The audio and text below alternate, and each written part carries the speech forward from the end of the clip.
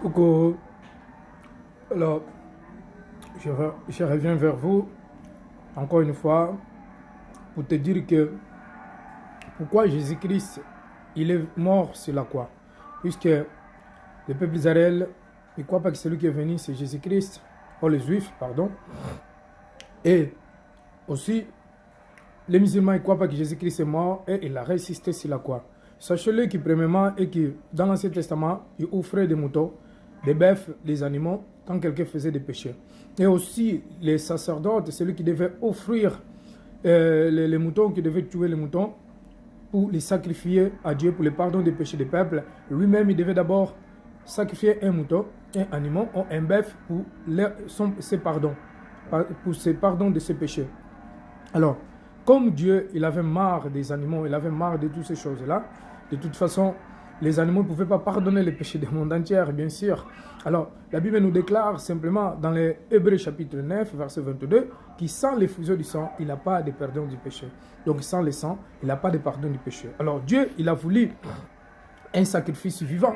Il a voulu une personne qui devait se sacrifier sur la croix, mais une personne sans tâche, sans péché, une personne sans ride. Donc, une personne qui n'a jamais péché, en fait. Il n'a jamais eu aucune tâche de péché.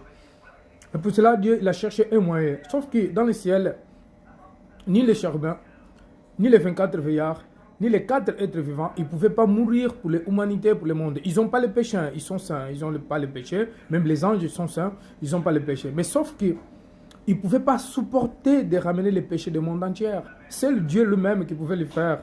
Oh, alléluia. Je suis en train de te dire quelque chose que beaucoup de personnes ne connaissent pas, même des chrétiens.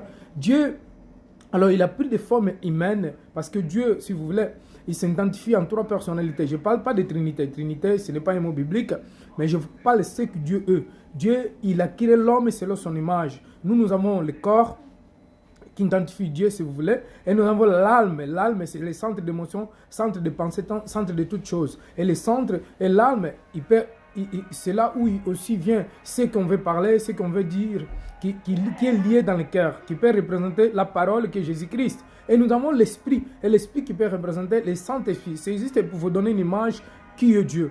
Alors Dieu, il a pris sa parole pour qu'il fait chair lui-même Dieu, pour qu'il vienne dans ce monde pour mourir, c'est la croix. C'est ça qui s'appelle Jésus-Christ, le Fils de Dieu. Alors Jésus, c'est lui seul qui pouvait porter les péchés de l'humanité. C'est lui seul, dans les dieux, le Père et le Saint-Esprit et la parole que Jésus, c'est Jésus-Christ que Dieu a choisi, qui pouvait porter les péchés du monde entier.